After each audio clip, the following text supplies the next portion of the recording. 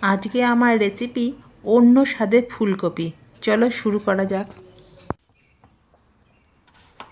প্রথমে একটা ফুলকপি নিয়ে মিডিয়াম সাইজে টুকরো করে কাটবো।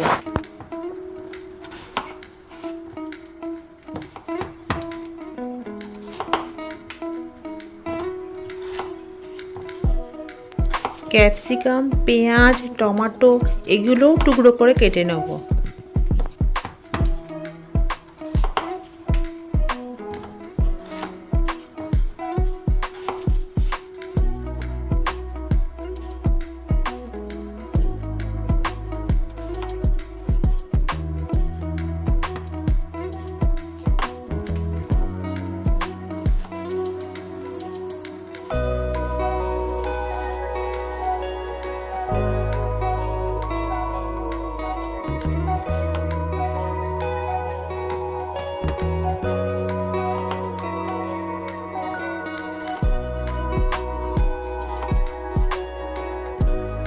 এবার একটা জালিতে আদা, রসুন, পেঁয়াজ, কাঁচা লঙ্কা, টমেটো, শুকনো লঙ্কা এগুলো হালকা পুড়িয়ে পেস্ট করে নেব।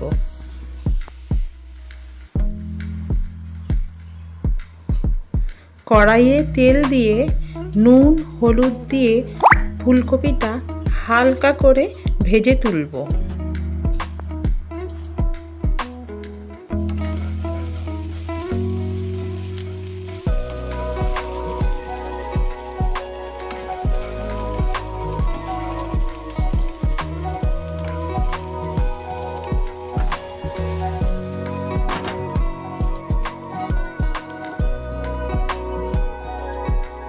আর একটু তেল গরম করে ফোড়ন দেব জিরে, শুকনো লঙ্কা আর তেজপাতা।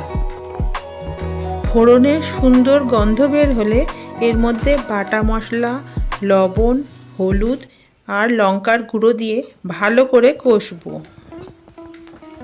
মশলা থেকে তেল ছাড়লে এর মধ্যে ভাজা ফুলকপি, মটরশুঁটি দিয়ে ভালো করে নেড়েচেড়ে কষবো।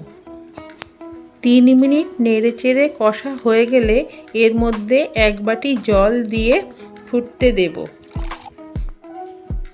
কিছুক্ষণ ফোটার পর তরকারিটা নামিয়ে রেখে কড়াইয়ের মধ্যে তেল দিয়ে ওর মধ্যে পেঁয়াজ, টমেটো কুচি, ক্যাপসিকাম দিয়ে হালকা ভেজে ওর মধ্যে তরকারিটা ঢেলে দেব।